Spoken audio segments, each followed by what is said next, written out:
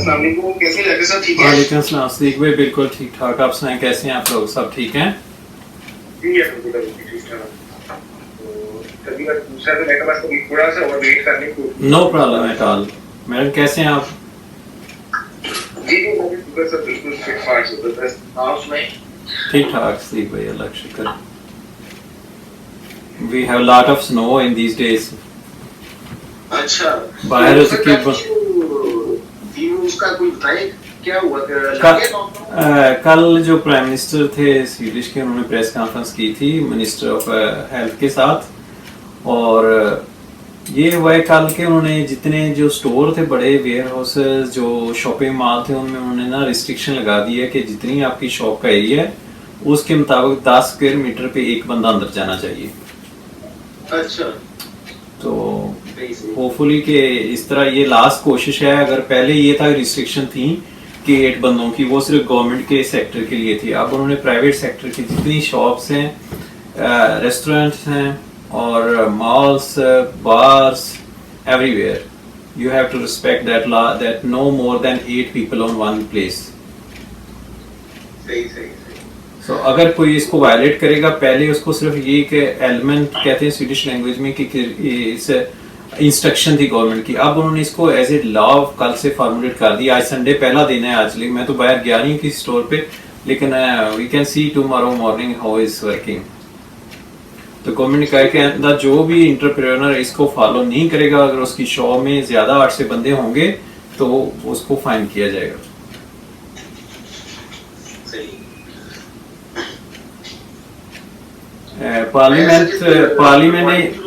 Parliament ने कल सुबह जो पास कर दिया था लॉकडाउन लगाने के लिए।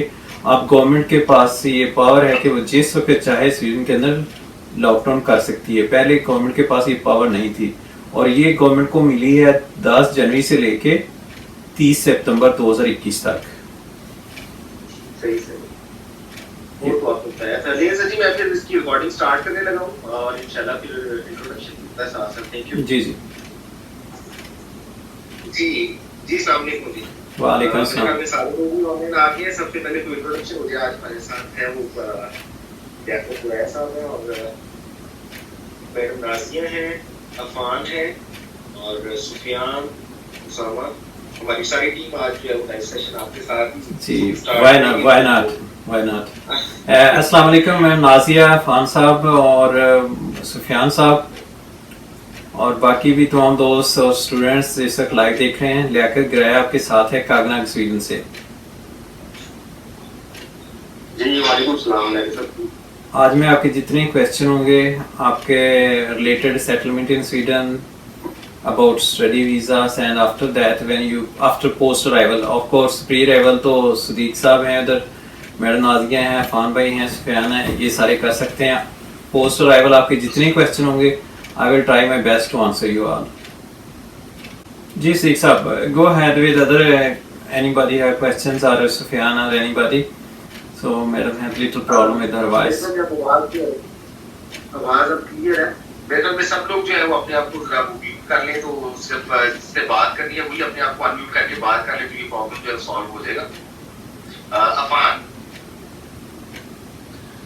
जी जी भाई जी जी आप क्वेश्चन स्टार्ट करें फिर तो आगे बात चलती है।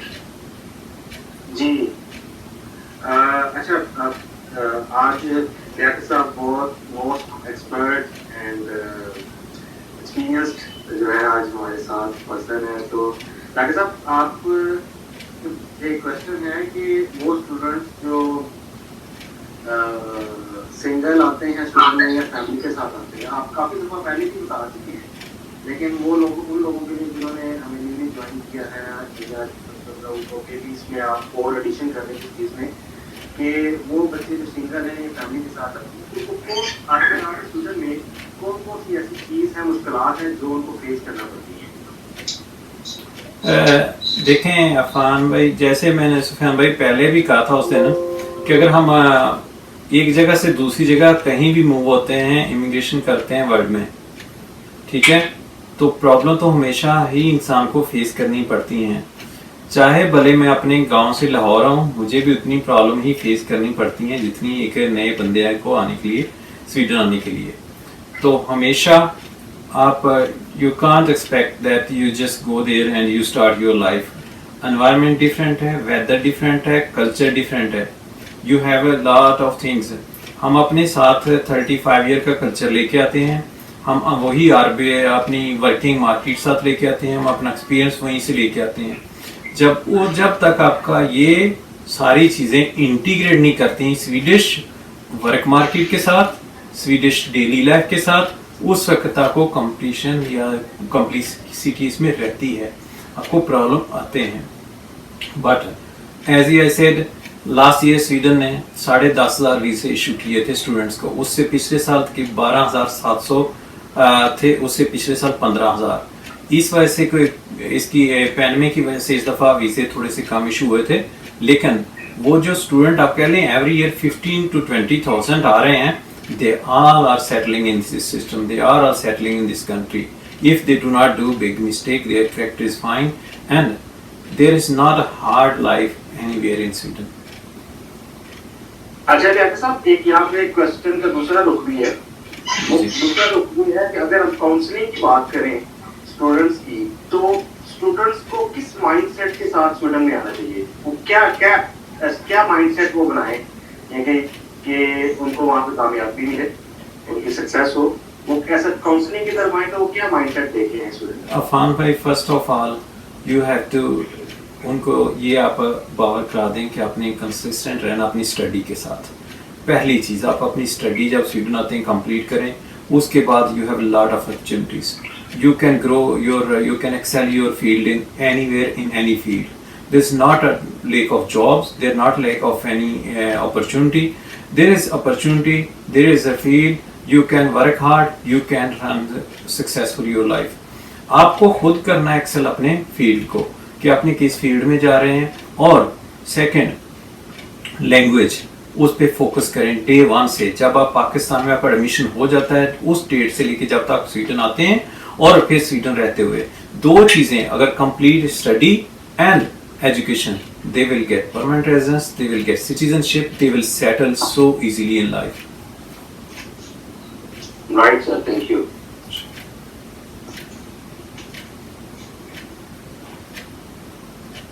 All right, I think now, Dr. Sir, you can hear me.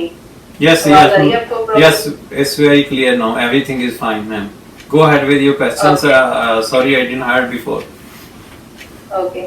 So, my question is that, like, we have few students जिन्होंने इस साल अपने वीजा अप्लाई किए थे for some other consultancy, but due to some scenario, उनका visa 12 months से मिला है. So now they are not getting C number, and now they are struggling कि like how the things will be there in Sweden. So, what is your suggestion and what the student can do after like in this situation जब उनके पास C number ना हो? Yes. As according to Swedish law, all those people who have more than 1 year residence permit card, they get a person number, and which have less than 12, they can't.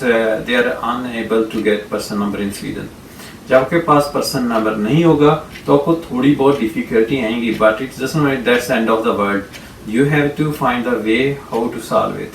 You can contact anybody. I have some examples. I didn't mention name now, but they are students from education links. They came here on 6-month visas, and they got their registered their business. They got job. They are working.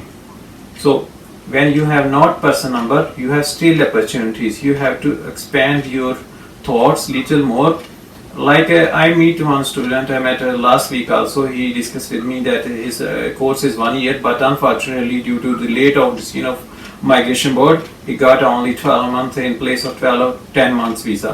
When he applied person number, of course Swedish tax office follow to law of country, तो country law के मुताबिक उनको 10th month के वीजे पे person number नहीं मिलेगा. लेकिन they have same way to succeed as other people doing. The difference between coordination number and person number is that it's only temporary. That when you get your next extension or you settle in Sweden, you get person number. So you apply for your coordination number. We help your all students which coming to Sweden that they can secure their coordination number. Only last 4 digit of person number and coordination number, they are changed when you got a permanent residence or you got a were permanent in Sweden. So it's not a big issue. They can hold their coordination number and continue their journey. Alright, okay. Okay, so one more thing, like this university like Uppsala, बहुत सारे students के जो first semesters होते हैं उसमें thesis included होती है and they have to complete their part.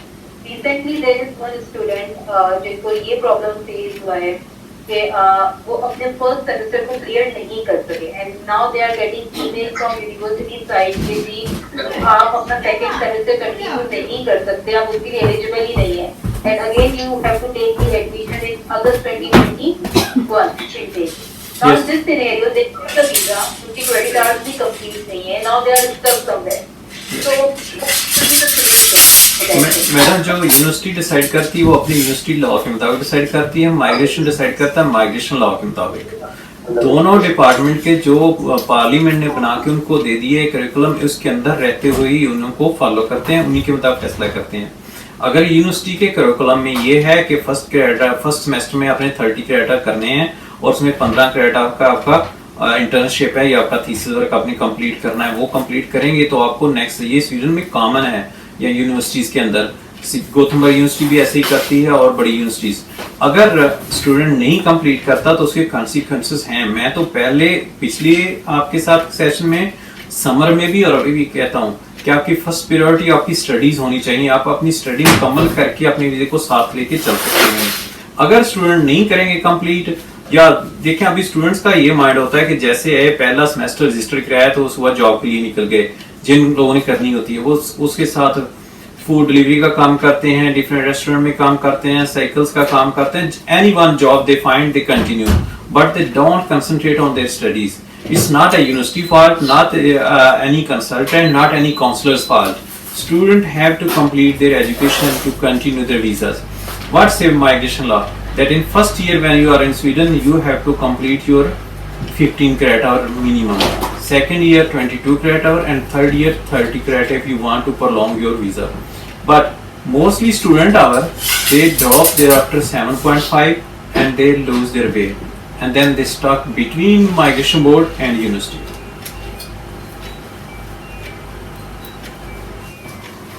Okay, so जैसा साहब हमारे एक स्टूडेंट से क्वेश्चन पूछा है कि अभी तो स्टूडेंट जो आपको पता है इंटेक अप्लाई कर रहे हैं सितंबर 2021 के लिए, Yes. उसमें से कुछ फैमिली वीजा भी हैं, तो उसके अंदर क्वेश्चन ये था कि कुछ स्कूल्स के जो स्टार्टिंग डेट है वो अगस्त से स्टार्ट हो रहे हैं बच्चों के जो स्कूल हैं, तो अगर यहाँ से स्टूडेंट ट्रैवल करते हैं जो फैमिली वाले इन सितंबर में, तो क्या वो एडमिशन जो बच्चों का है वो अगस्त में उनको इनरोल होना लाजमी है? जो स्टूडेंट जो बच्चे हैं उनके, या वो सितंबर में भी स्कूलिंग के अंदर जाके स्कूल ज्वाइन बच्चों को करवा सकते हैं स्टूडेंट जब आते हैं? जी ब्रदर, इसमें यह है कि स्वीडन के अंदर 2 टर्म होती हैं हमेशा स्कूल के लिए, जिस तरह हमारी यूनिवर्सिटी की होती है इसी तरह स्कूल्स की, कि फर्स्ट होती है स्प्रिंग और दूसरी ऑटम।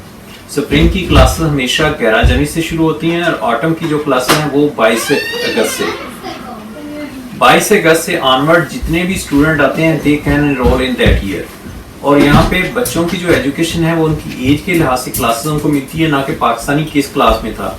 जब बच्चे सेम एज के पाकिस्तान में वो 5th में या 7th क्लास में होते हैं, स्वीडन में अभी वो तो क्लास 3rd या 2 में होते हैं, ठीक है, तो they can get enrolled without any problem.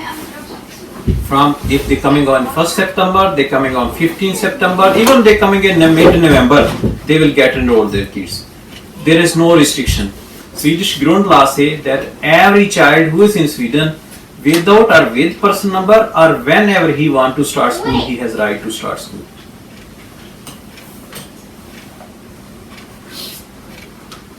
आप क्वेश्चन जो स्टूडेंट्स के आते रहे लेते हैं, आप वो करते जाए, मैं आंसर करता जाता हूँ।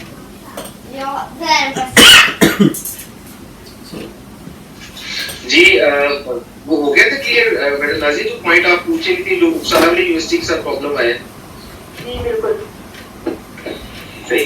तो अभी डॉक्टर साहब एक क्वेश्चन ये था मेरे एंड से कि बहुत सारे स्टूडेंट्स ऐसे हैं जो स्टूडेंट में यानी कि अभी अपना अनफॉर्चुनेटली जो एनरोल लेट हुए हैं या उनके क्रेडिट्स नहीं पूरे हुए, जो मैडम ने क्वेश्चन पूछा था, आप उन स्टूडेंट्स को जो है वो लीव करना पड़ेगा स्टूडेंट के कि उनके पास कोई अपॉर्चुनिटी है वो कुछ कर सकते हैं अभी? देखें सदीक भाई, जब आपके 15 क्रेडिट आवर पहले सेमेस्टर में या पहले साल में पूरे हो गए 15 क्रेडिट, ठीक है, आपने नेक्स्ट सेमेस्टर की फी जमा कराई है, ठीक है, तो उनको कंट्री लीव नहीं करना पड़ता। लेकिन अनफॉर्चुनेटली अभी माइग्रेशन बोर्ड ने सीन एक केस में लिया है लास्ट वीक कि वो स्टूडेंट था, उसका यही प्रॉब्लम था, लेकिन उसकी क्लासेस ऑनलाइन थी, तो यूनिवर्सिटी में उसने कहा है कि आप कंट्री लीव कर दें, जब तक आपकी क्लासेस कैंपस पे नहीं शुरू होते आप पाकिस्तान वापस चले जाओ। अच्छा, यहाँ पे दोस्त से या अपनी यूनिवर्सिटी से कहें कि वो हमें लिख के दें आपकी क्लासेस जो है 50% ऑनलाइन है, 50% कैंपस पे हैं, लेकिन यूनिवर्सिटी ने इनकार कर दिया। वो अपने लॉ के मुताबिक लिख के नहीं दे सकती, क्योंकि ये तो फेडरल गवर्नमेंट करती है ना कि क्लासेस ऑनलाइन है, वो कैसे लिख के दे सकते हैं कि 50% कैंपस में है।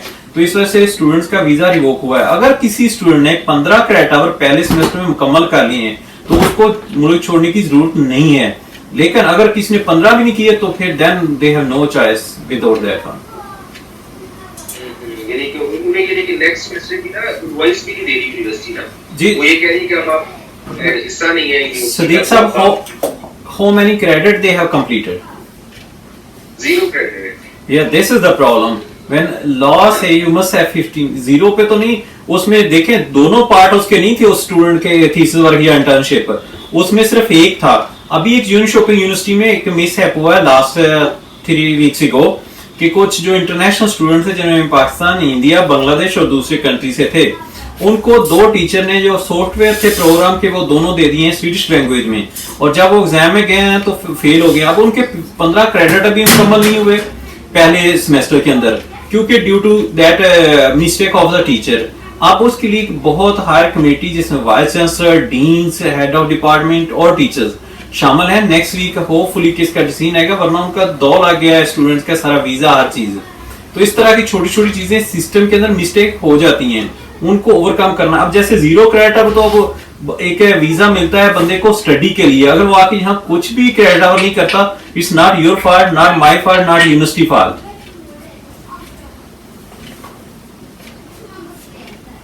सिद्दीक साहब की आवाज नहीं आ रही सर, आपने म्यूट अपना खत्म करें। मैंने शोर काम करने के लिए अपने आप को म्यूट किया। जी जी क्वेश्चन जी, और कोई क्वेश्चन अफान आपका? कोई स्टूडेंट के क्वेश्चन आ रहे थे अफान भाई, वो पढ़ते जाएं। 6 लोगों ने क्वेश्चन था स्टूडेंट का कि what document student need documents for the kid to get enroll, यानी कि किड्स को कौन से डॉक्यूमेंट चाहिए स्कूल में एनरोल होने के लिए? कोई डॉक्यूमेंट नहीं चाहिए। किड्स इधर आ जाते हैं, आप उनको बताएंगे, वो उनका टेस्ट लेंगे और टेस्ट लेने के बाद वो उसको देखेंगे कि आपका जो नॉलेज लेवल है वो किस क्लास में जा सकते हैं। वो फर्ज किया वो अगर 8th में थे, 9th में थे, ओ लेवल में थे, तो उनको वो एक छोटा सा टेस्ट दे के 10 मिनट का टीचर उनको अपने जो रेक्टर है स्कूल प्रिंसिपल को रिपोर्ट कर देगी, ठीक है। बाकी जो है स्कूल लिविंग सर्टिफिकेट आप अपना ले लें, वो दी बेस्ट है।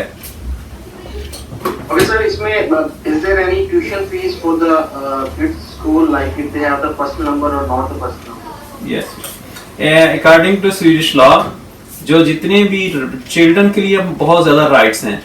किड्स अगर आपके साथ फॉलो कर रहे हैं पाकिस्तान से, आप कहीं से भी आ रहे हैं स्वीडन किसी भी रेजिडेंस परमिट पे, तो किड्स के पास अगर वो अंडर 6 ईयर हैं, यू हैव टू पे फ्रॉम योर इनकम 3%। अगर आपके बच्चों की एज 6 साल से नीचे है, वो जाएंगे फोशपुला या डे केयर में, तो वहां पे फी है 3% आपकी इनकम का।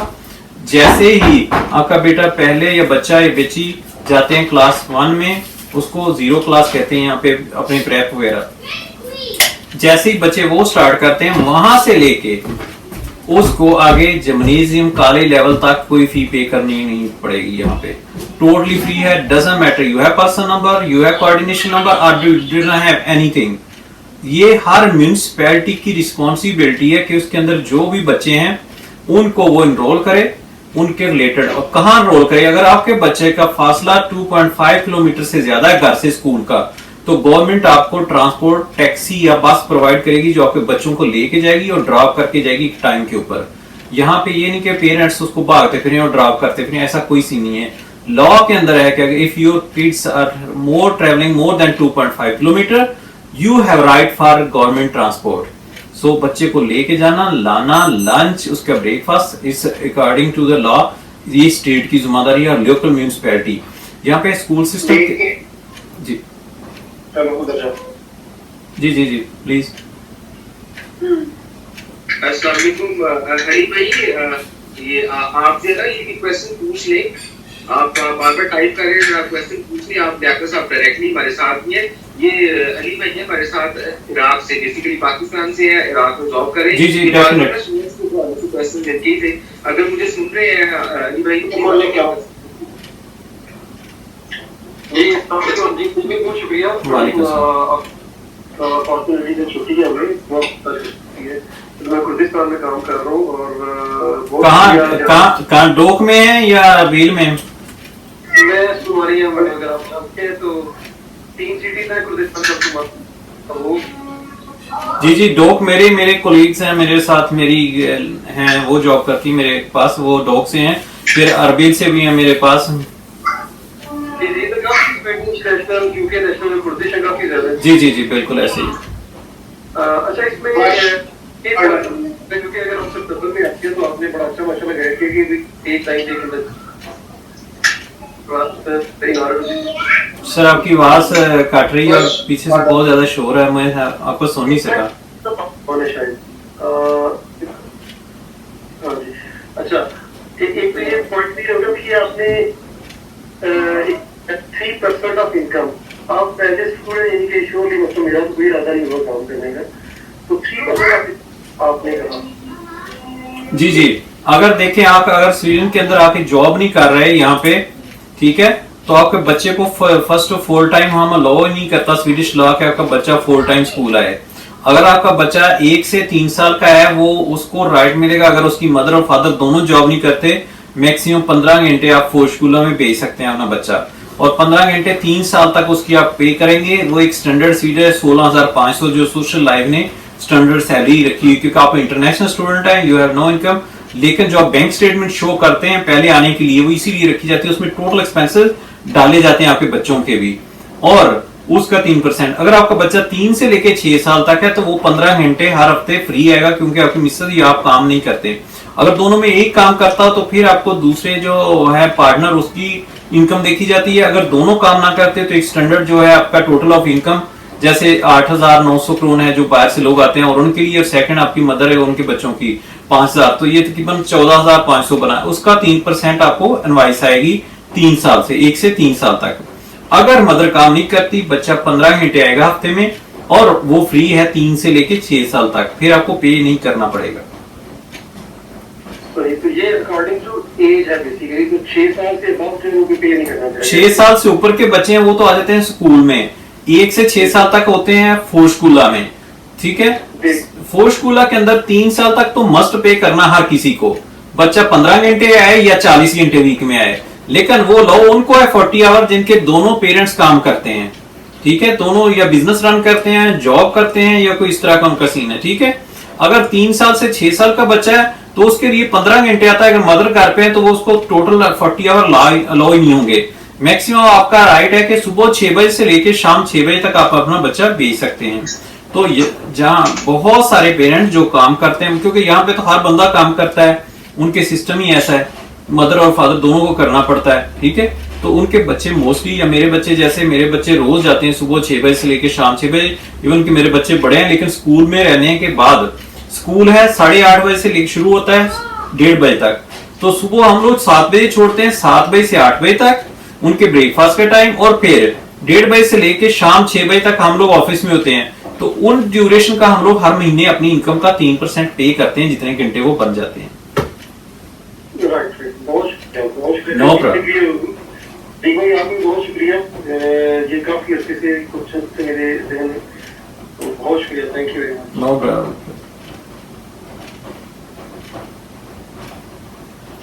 Yes please. जी मैडम नाजिया आपका कोई क्वेश्चन था वो आप पूछिए। अच्छा जी डॉक्टर साहब, आजकल के एक बोर्ड क्वेश्चन बना हुआ है कि वर्क रेजिडेंट परमिट के लिए कौन कौन से क्या भी डॉक्यूमेंट्स रिक्वायर्ड होंगे। एक तो जॉब लेटर होते हैं, और इसके अलावा आप थोड़ा सा गाइड करते हैं कि पाकिस्तानी स्टूडेंट्स को वर्क परमिट के लिए कौन से डॉक्यूमेंट्स रिक्वायर्ड होते हैं, और यहाँ से आने के लिए लाइक जिस तरह ड्राइविंग लाइसेंस है, कौन से ऐसे डॉक्यूमेंटेशन लेते हैं जो उनके लिए वहाँ पे बेनिफिशियल हो सकते हैं। जी सुनैन भाई, आपने 3 क्वेश्चन कर दिए एक क्वेश्चन के अंदर, तो मैं 1 बाय 1 के आंसर देने की कोशिश करूंगा, ठीक है।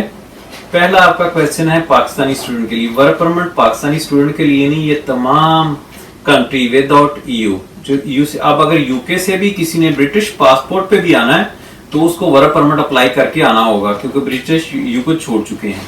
तो तमाम लोगों के लिए एक ही, आप इंडिया से हैं, पाकिस्तान से हैं, दुबई से, वेयर यू एवर। और डॉक्यूमेंट्स आपको कौन से चाहिए? फर्स्ट, वो लोग जिनके पास 30 क्रेडिट आवर हैं स्वीडन में।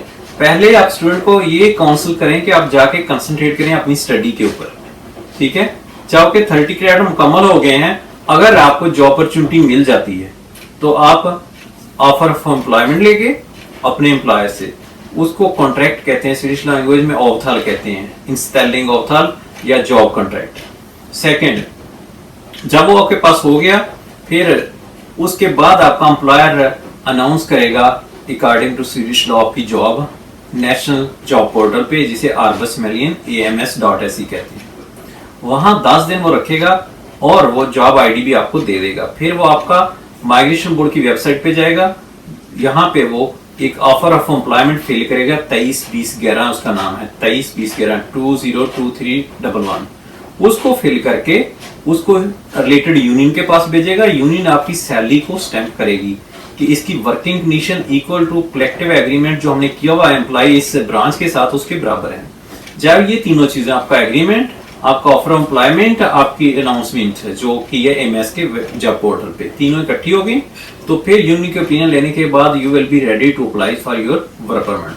But the basic condition, you must have 30 credit hour, or you are asylum seeker in Sweden and your employer have paid your tax before your asylum application rejected for a month। ये दो चीजें, ये दोनों आपको इधर से।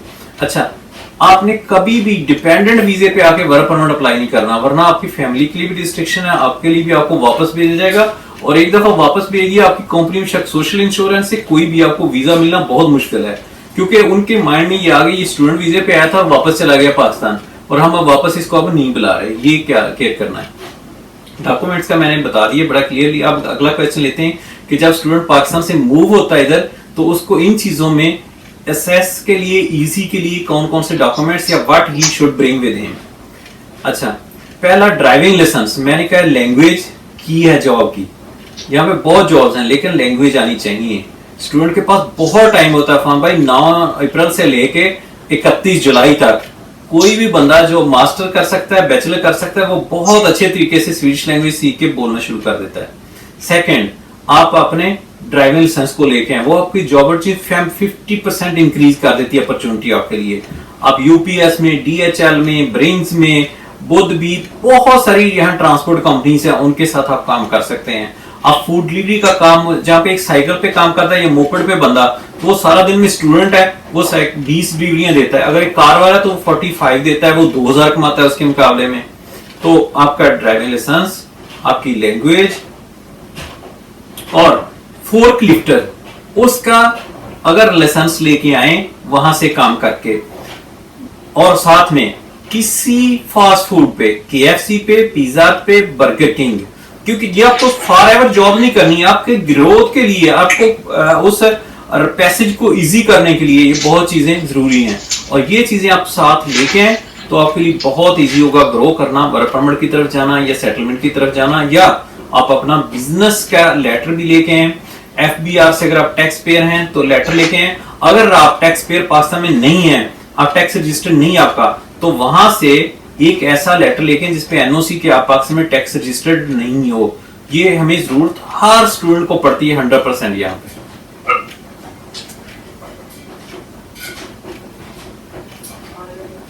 इसके साथ there are few students जैसे आपके जो already like they have the plan in their mind when they are traveling from Pakistan that we have to process, और या हमने बिजनेस की तरफ जाना है या बिजनेस वीजा अप्लाई करना है आफ्टर 30 क्रेडिट आवर्स के पास तकरीबन एक ये माइंड सेट के साथ जाते भी हैं। तो इन दैट सिनेरियो आप क्या सोचते हैं कि इस चीज में उसके पास क्या क्या चीजें होनी चाहिए, किस तरह के डॉक्यूमेंटेशन होने चाहिए, कितने फाइनेंशियल प्रूफ होने चाहिए? जी, बिजनेस वीजा के लिए भी मैम वही, thank you for your question, I can repeat it again. Business visa के लिए या वर्क परमिट के लिए सेम 30 क्रेडिट जैसे आपने कहा है, वो तो बेसिक रिक्वायरमेंट है। सेकंड, बिजनेस वीजा और वर्क परमिट में फर्क क्या है? वर्क परमिट आपको परमानेंट रेजिडेंस देता है आफ्टर 5 ईयर जाके, अगर आपने कंटिन्यूस जॉब की हो। अगर कहीं दरमियान में जॉब चली गई तो आपका वर्क परमिट जो आपको 7 साल तक ले जाता है परमानेंट होने में। अगर आपकी कंपनी कंकूश हो गई, बैंकक्रप्ट हो गई, या कोई भी और सिनेरियो बन गया, बिजनेस ऊपर नीचे होते रहते हैं, लोग फायर कर देते हैं। लेकिन अगर आप बिजनेस वीजा अप्लाई करते हैं तो फर्स्ट जो सबसे अच्छी चीज है, with in 2 year you become permanent. 2 साल के बाद आपको पीआर मिल जाती है स्वीडन के अंदर। लेकिन उसके लिए थोड़ी सी बिजनेस के लिए हेडेक तो रहती है। जैसे बिजनेस आप लोग रन कर रहे हैं, मैं कर रहा हूँ, हम लोग 24 आवर लोगों के फोन सुनने पड़ते हैं। जो एक एम्प्लॉय है वो तो जॉब करके चला जाता है, ठीक है। अच्छा, हम लोगों को फेस करना पड़ता है, हर बिजनेस की छोटी मोटी चीजों को देखना पड़ता है। हाँ, डॉक्यूमेंट्स की बात करता हूँ आपसे। First of all 30 credit hour. Second, you must have to show enough funds for next 2 year. कि आपके मेन एप्लीकेंट के पास 2 लाख, आपके डिपेंडेंट के पास 1 लाख होने चाहिए। उसके बाद आपका प्रीवियस एक्सपीरियंस, जो आपने काम किया जिस फील्ड के अंदर, उसी फील्ड को ही आगे लेके चले। थर्ड वन, अगर आपका related to your education, business visa आप वो अप्लाई करें जो आपका प्रीवियस एक्सपीरियंस से मिलता जुलता हो, आपकी प्रीवियस स्टडी के साथ कोबेट करता हो। उनको मिला के अपनी फाइनेंशियल स्टेटमेंट, अगर आपके मेन एप्लीकेंट के 2 लाख हैं, आपके डिपेंडेंट का 1 लाख, और फिर किड्स के लिए 50,000 पर किड्स आपको ऐड करते जाएं उसके अंदर। ये तो आपको फाइनेंस लेना होगा। सेकंड, आपको एफबीआर से लेटर लेना होगा वहां से कि मैं यहाँ टैक्स डिफॉल्टर नहीं हूँ। आपका प्रीवियस एक्सपीरियंस, अगर आप जॉब करते रहे मैनेजर लेवल की या किसी लेवल की, वो लेके आए। और आपको एजुकेशन के साथ लैंग्वेज इंग्लिश और स्वीडिश, ये दोनों में से एक आपके पास होना चाहिए। और आप बैंक स्टेटमेंट जो बिजनेस वीजे के लिए, वो कहीं से भी शो कर सकते हैं उनको। बिजनेस स्टार्ट करने के लिए कंपनी के अंदर कोई एसेट की ऐसा जरूरत नहीं है आपको फाइनेंस की। लेकिन जब बिजनेस खरीदेंगे उसकी डेफिनेट आपके पास सेपरेट अमाउंट होनी चाहिए। या आप ऐसा, फॉर एग्जांपल, एक बंदा सॉफ्टवेयर कंपनी बनाता है तो उसके पास इतने पैसे हों कि वो अपनी डोमेन्स, अपना ऑफिस का infrastructure, computers, whatever they needed, Cisco system और internet, they need networking, everything he can buy. Maybe in same सेम प्लेस अगर आप एक ग्रोसरी स्टोर खरीदते हैं तो आपको 1 मिलियन की जरूरत है या 2 मिलियन की, या जितना बड़ा आप खरीदना चाहते हैं, ठीक है। अगर आपने क्लीनिंग कंपनी स्टार्ट करनी है तो उसके लिए maybe you can survive with 50,000 crown. So it depend all what you have plan, what you have experience and what kind of work you want to continue. कुछ लोगों का ये होता है कि वो सिर्फ परमानेंट जॉब के लिए या परमानेंट होने तक बिजनेस रन करते हैं, और बहुत सारे लोग जो है वो फॉर होल लाइफ सोचते हैं कि मैं अब स्वीडन आ गया, मुझे अपॉर्चुनिटी मिली है तो मैं इसको कंटिन्यू करूंगा नेक्स्ट 10 या 15 ईयर। वो अपना एक प्लान बना के चलते हैं।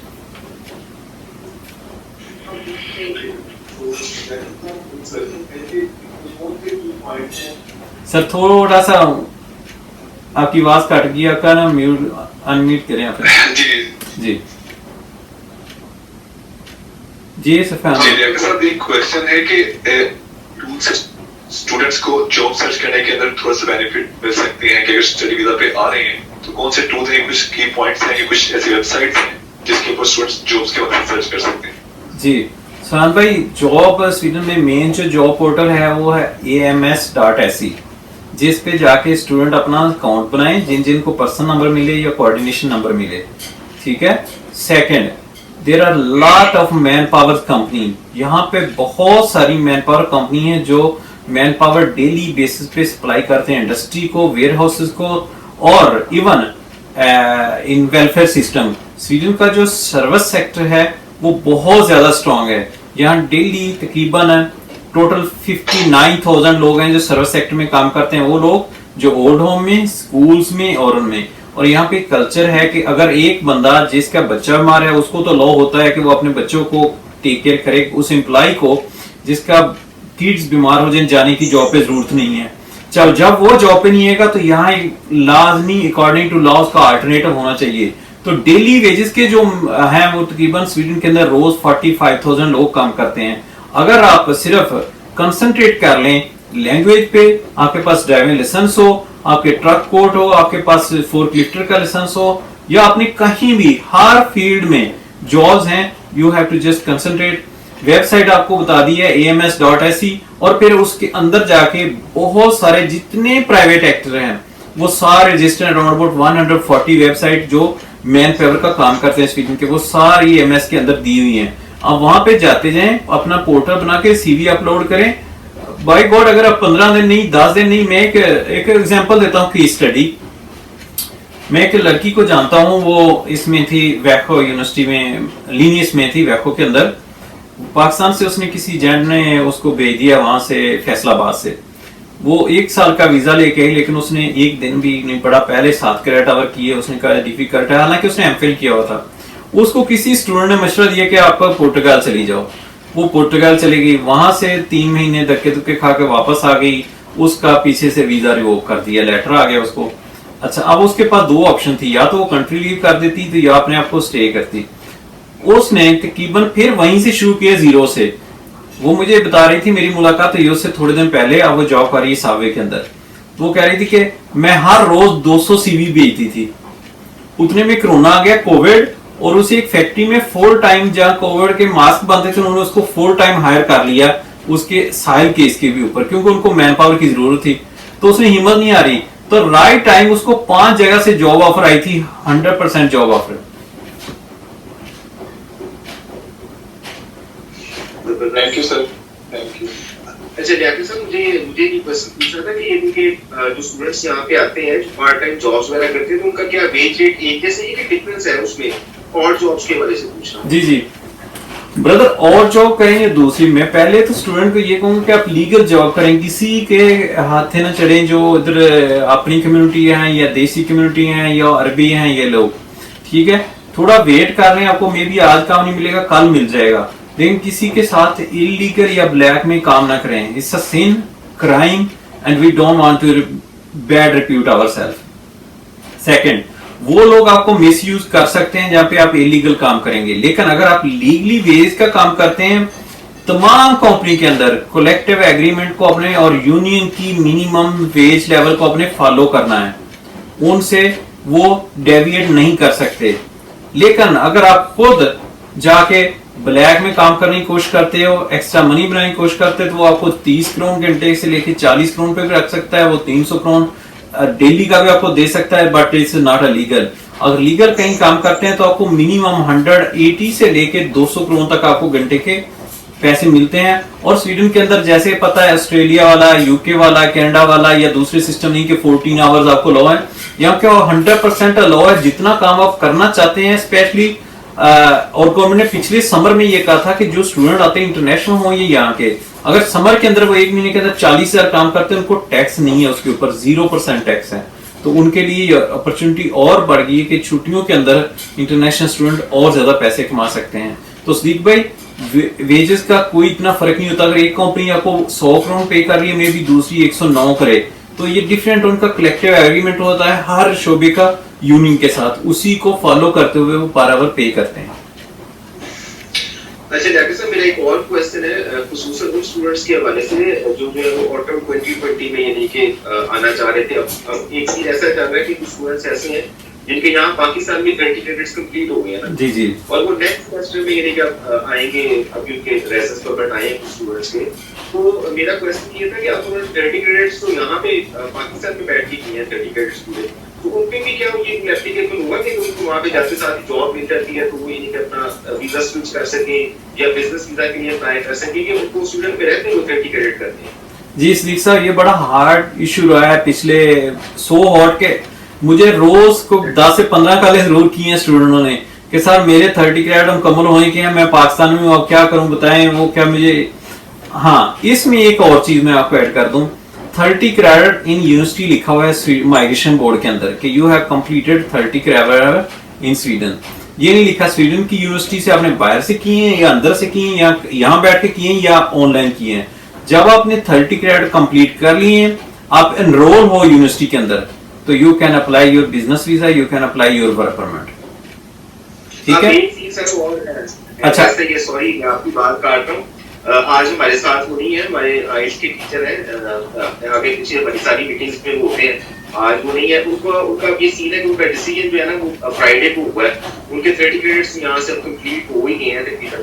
और अगर ऐसा सीन हो जाता है अनफॉर्चुनेटली स्टूडेंट को वीजा ग्रांट नहीं होता, क्योंकि स्टिल जो है कुछ यूनिवर्सिटीज कह रही है कि हम अप्रैल तक जो है ये लेके ऑनलाइन क्लासेस जी, अगर वो पाकिस्तान को अपनी डिग्री कंप्लीट कर लेते हैं और 60 क्रेडिट उनके हो जाते हैं, तो क्या वो पाकिस्तान से भी उसके लिए जॉब सीकर वीजा के लिए अप्लाई कर सकते हैं, अपनी बैंक स्टेटमेंट देंगे? जी बिल्कुल कर सकते हैं। सेम रूल एप्लीकेबल होगा उन स्टूडेंट पे जो जॉब सीकिंग वीजे का है, when you complete 60 character in higher education in Sweden you have allow you can search job. Even के वो स्टूडेंट जो मेडिकल साइंस पे इधर आते हैं मेडिकल पढ़ने के लिए, फार्मासिस्ट हैं, डॉक्टर हैं, अगर उन्होंने लैंग्वेज मुकम्मल करते हैं यहाँ आके 1 साल की, तो उनके 60 नहीं भी होते फिर भी उनको जॉब सर्च वीजा मिल जाता है। तो इट्स इज कॉमन। आपको अगर स्वीडन आते हैं वो 60 कैरेक्टर मुकम्मल किए हुए हैं वहां से पाकिस्तान से, तो आपको जॉब सर्च वीजा आपका राइट है, आपको शो करनी है the certain amount of living कि मेरे पास इतने फंड है कि मैं 1 साल अपना गुजारा कर सकूं। अच्छा डॉक्टर साहब एक और क्वेश्चन, आपकी आवाज काट गई सदीक भाई। वीजा पे है सदीक भाई आवाज नहीं आ रही। जी मैं दोबारा जी प्लीज रिपीट। जी रिपीट कर जी। मेरा क्वेश्चन सर ये कि एक स्टूडेंट जो है ना जॉब सीकिंग वीजा पे है, ठीक है, आप उससे 1 ईयर का मास्टर प्रोग्राम कंप्लीट कर लिया, उससे जॉब सीकिंग वीजा अपना अप्लाई कर दिया, जॉब सीकिंग वीजा उसे मिल गया, अगर उसको जॉब नहीं उसको मिल रही है तो क्या वो वहां पे रहते हुए बिजनेस वीजा के लिए भी अप्लाई कर सकते हैं? जी आपको जरूरत नहीं है। जैसे मैं एक एग्जांपल देता हूँ, मैं भी आपको स्टूडेंट को जानते, वो आपको जानती हैं, मैं उनको जानता हूँ, इधर मैंने उनका बिजनेस वीजा अप्लाई किया है, वो वहीं यहाँ रहती हैं स्वीडन के अंदर। तो वो उन्होंने जॉनशॉपिंग यूनिवर्सिटी में थी, तो उसके बाद वो उन्होंने जॉब सीकिंग वीजा, मैंने उनका हेल्प की थी, तो उनको 1 हफ्ते बाद जॉब सीकिंग वीजा मिल गया था मुकम्मल करने के। वो आई थी 2 साल मास्टर प्रोग्राम पे, लेकिन बाद में उन्होंने 1 साल का करवा लिया। जैसे ही 60 क्रेडिट मुकम्मल हुए उसके बाद जॉब सीकिंग वीजा मिल गया, और जॉब सीकिंग वीजा मिलने के बाद after 8 days, around about 8 to 10 days we have start business। उन्होंने शॉप खरीद ली है, वो अपना बिजनेस रन कर रही हैं और उनका बिजनेस वीजा फाइल हो चुका है ऑलरेडी। ओके, तो स्टिल ये नहीं कि अपॉर्चुनिटी होती है। जी बिल्कुल, उनके पास वो अगर उनको वर्क परमिट मिल जाता है साल के अंदर तो ठीक है, उनको कोई टैक्स तो पे नहीं करना ना। ये लोगों के लिए तो बहुत इजी, जिनके पास जॉब सीकिंग वीजा होता है कि वो आराम से जो है ना अपना, अगर वर्क परमिट नहीं मिलता तो अपना वो बिजनेस वीजा अप्लाई कर लें। सेम सर्टेन कंडीशन है दोनों के लिए।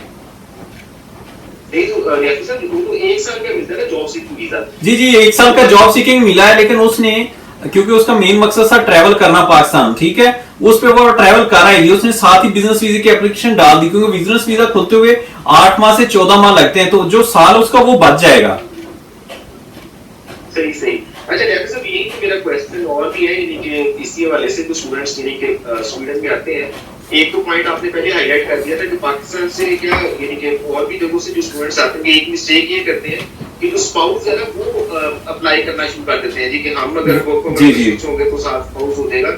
वो तो आपने मुझे बताया है, यानी कि पॉइंट डिस्कस हो चुका है कि यानी कि अगर स्पाउस अप्लाई करेगा तो फिर तो उनका एप्लीकेशन का स्टेटस चेंज नहीं होना, और अगर यानी कि मेन एप्लीकेंट स्टडीज छोड़ देते हैं इस चक्कर में आके, तो सर अगर कोई स्टूडेंट जो है यानी कि फॉर एग्जांपल वो आता है उसके 30 क्रेडिट्स कंप्लीट नहीं हो रहे हैं और कुछ यानी कि लोग थे जिन्होंने स्टूडेंट्स को गलत गाइड किया और उन्होंने बिजनेस वीजा के लिए अप्लाई कर दिया, 30 क्रेडिट्स कंप्लीट नहीं हुए, तो स्टूडेंट्स को ये कहा जाता है कि आपके 30 क्रेडिट्स कंप्लीट नहीं हुए, आप बिजनेस वीजा के लिए अप्लाई करें, आपकी एप्लीकेशन जो है वो 8 से 10 माह बाद ओपन होगी, उस वक्त तक यूनिवर्सिटी जो है वो आपसे नेक्स्ट सेमेस्टर की फीस डिमांड नहीं करेगी, आप अपने क्रेडिट्स कंप्लीट कर लें और फिर जॉब ढूंढने की कोशिश करें। अगर आपकी एप्लीकेशन अभी ओपन नहीं हुई है बिजनेस वीजा की, तो आप वंस अगेन अपनी एप्लीकेशन चेंज करने की वर्क परमिट की न्यू एप्लीकेशन पुट कर देंगे, तो आपकी पहले वाली एप्लीकेशन जो है वो कैंसिल हो जाएगी। ऐसा कोई रूल है?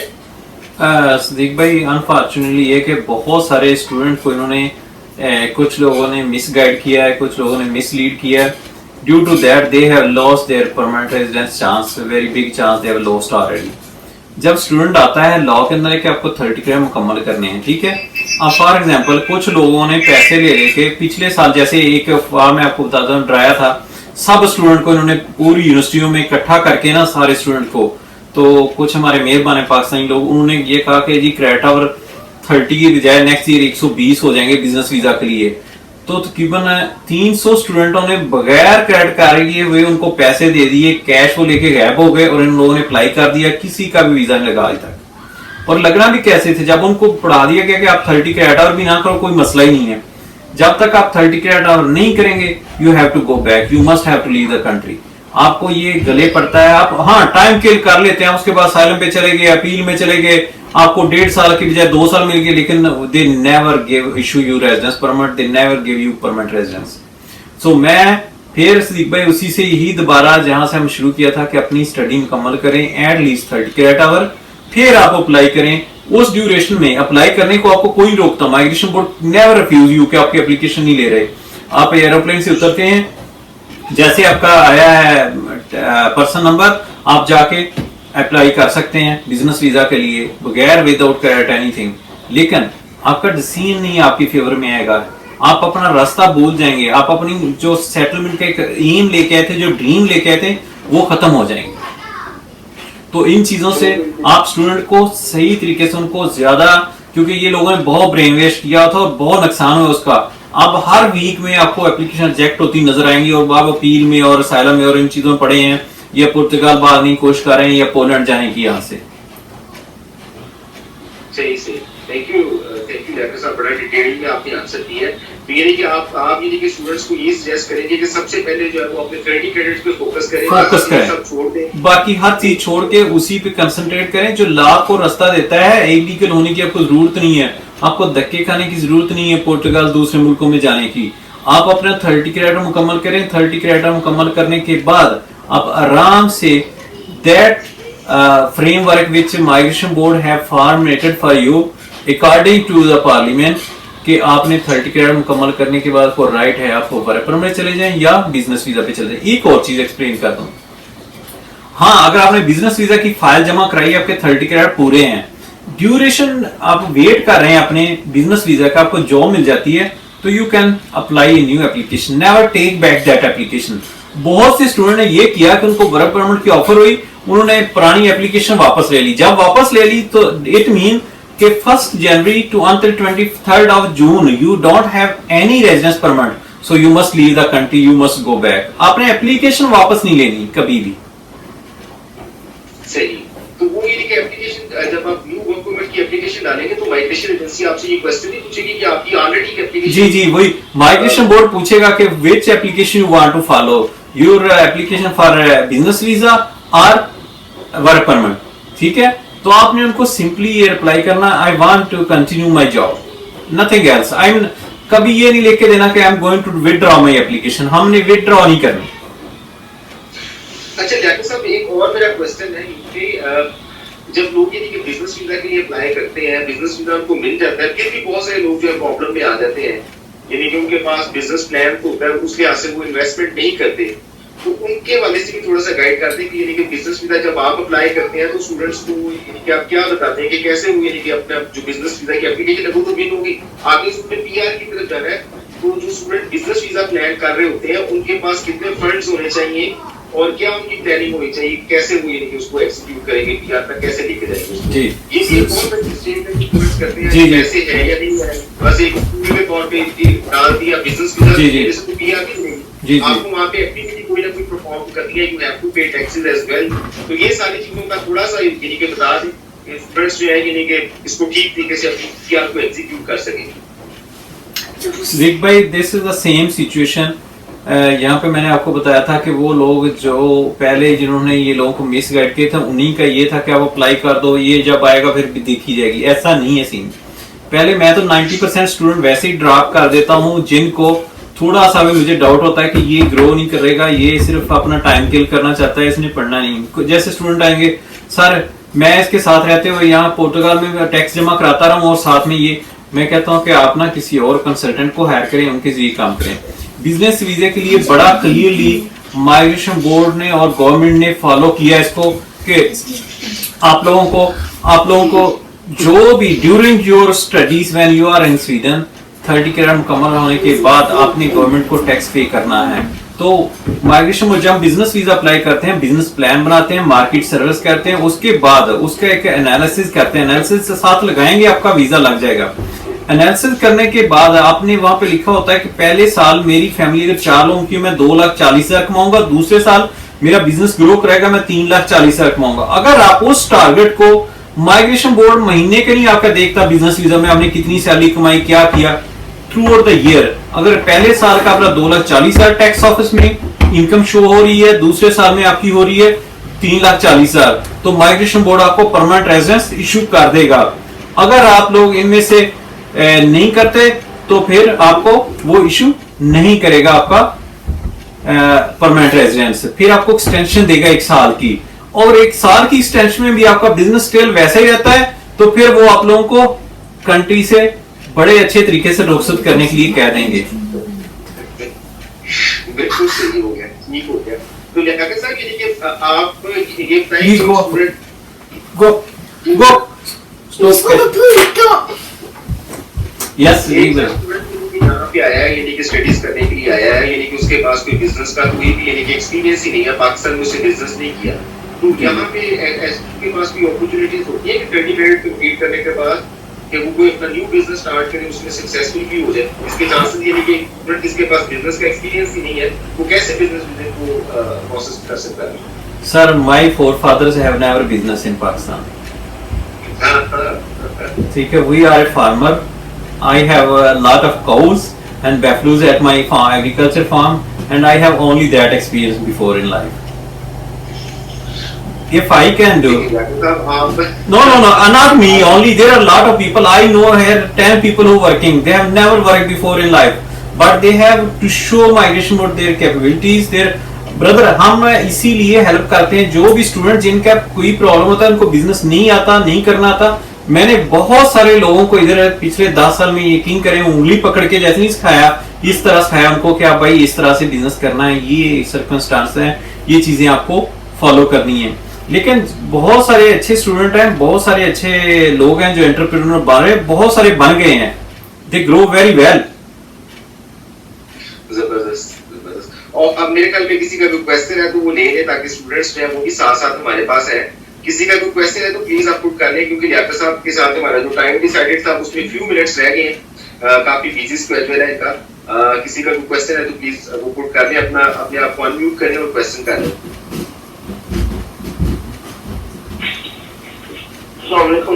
वालेकुम सलाम जी भाई, कैसे हैं जी? Go ahead with your question, we have just 4 minutes जी।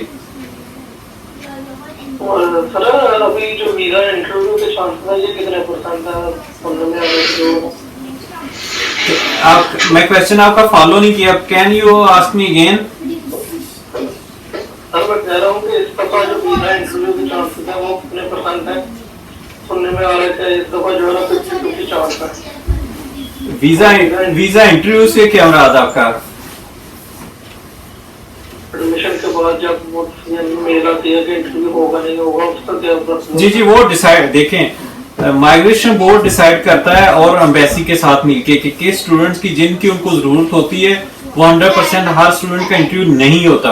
आप एग्री मैं आपकी बात से करता हूँ, कई मुल्कों में उनमें तो बिल्कुल ही नहीं होता ही नहीं है ना, लेकिन हमारे स्टूडेंट का जो इंटरव्यू होता है उसका डिपेंड करेगा आपकी एप्लीकेशन पे, आपके सब्जेक्ट पे, आपके प्रीवियस एक्सपीरियंस पे, आपके स्टडी गैप पे। अगर ये सारी चीजें माइग्रेशन बोर्ड को मुतमइन कर दें तो फिर मे भी वो आपको कहें कि हम इंटरव्यू वेव करते हैं, स्टूडेंट को वीजा दे देते हैं। अगर नहीं तो फिर आपको इंटरव्यू देना होगा, और इंटरव्यू में तो कोई ऐसा मसला नहीं है, वो तो इतने जाना है वहां पर एक्सप्लेन करना है कि मैं स्टडी के लिए जा रहा हूँ, कंट्री की आपको सर्कमस्टेंस, डेमोग्राफी, और आपने कोरिलेट करना है अपने प्रीवियस एक्सपीरियंस को, अपनी स्टडी को अपनी फ्यूचर स्टडी के साथ, नथिंग एल्स, सो सिंपल। ठीक है सर, बहुत शुक्रिया। बहुत शुक्रिया वंस अगेन आपके टाइम का, और इंशाल्लाह नेक्स्ट वीक में फिर आपको ज़हमत देंगे। इंशाल्लाह वी वर्क टुगेदर। दुआ में याद रखिए, अपना बहुत बहुत ख्याल रखिए कोविड के अंदर, और किसी स्टूडेंट का कोई क्वेश्चन हो, अगर सदीक साहब अवेलेबल हैं तो उनसे करें, अगर नहीं है तो हम लोग इनके साथ पार्टनर हैं, हम लोग स्वीडन के अंदर हैं। आपको कोई भी स्वीडन के बारे में इंफॉर्मेशन चाहिए, आप कागना की वेबसाइट पे जा सकते हैं, एजुकेशन लिंक की वेबसाइट पे जा सकते हैं, इनको टेक्स्ट करें, मुझे करें, हम लोग विद इन 24 आवर। जी Pravinder, yes please. Sir actually मेरा एक क्वेश्चन था, मेरी आपसे 3-4 दिन पहले भी बात हुई थी व्हाट्सएप पे। जी तो सर एक्चुअली मैंने कल आपकी वीडियोस देखी थी जी रात आपने मुझे क्वेश्चन किया था, मैंने उसका आंसर भी किया था आपको। जी कंटिन्यू करें। हाँ जी हाँ सर एक्चुअली वो जो आप बता रहे हो कि वहाँ पे जैसे 10 जनवरी से लॉकडाउन होने वाला है। नहीं, मैंने ये नहीं कहा था 10 जनवरी से, मैं क्या विद इन 2 वीक्स या 3 वीक्स होगा जी। लेकिन वो ओके जैसे कि वो जो पार्लियामेंट का डिसीजन हुआ सर उसके अकॉर्डिंग जैसे आप बताए 10 जनवरी से वो जो सितंबर तक का जो रहेगा, उसमें क्या ये सर क्या मीनिंग था सर आपका इसका बोलने का?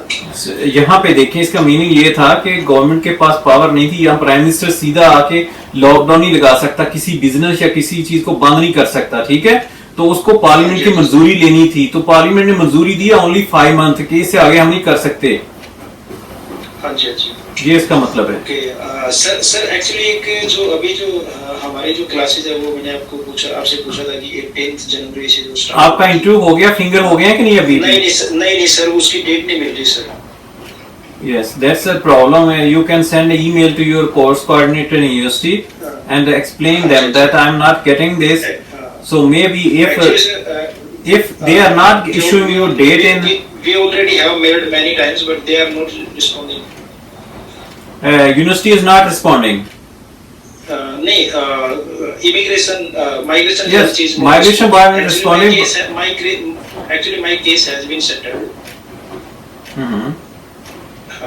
तो अगर आपका केस सेटल हो गया है तो आप ऐसा करें, अपना C1 वीजा अप्लाई करें वहां पे एम्बेसी से, और उसी पे अप्लाई कर लें, यहाँ आके अपना कार्ड बनवा लें। ओके, तो सर उसका कितना टाइमिंग होता है, मतलब जो यार ये तो लोकल एम्बेसी का हर कंट्री के कंट्री टू कंट्री वाले कहता है, वो अलग-अलग हर कंट्री का है, तो आप उसको करें, उस कंट्री के साथ अपनी एम्बेसी के साथ कांटेक्ट करें, ईमेल करें या स्विडिश माइग्रेशन बोर्ड को ईमेल भेजें, ये आपको आंसर करेंगे। आपने किया है माइग्रेशन बोर्ड को ईमेल? नहीं सर, इसके लिए तो सीवन वीजा के लिए तो नहीं किया सर। आप उनको ईमेल भेजें, वो आपको सारी इसमें डिटेल भेजेंगे और लिंक भेजेंगे आपको भी और एम्बेसडर को भी। ओके ओके, यस, ठीक है, thank you so much sir. Thank you. Okay जी, thank you very much doctor साहब। इंशाल्लाह फिर नेक्स्ट वीक में नए टॉपिक के साथ आते हैं। अपना ख्याल रखिएगा। अपना बहुत ख्याल रखिएगा। अस्सलाम वालेकुम सर। ओके, अस्सलाम वालेकुम।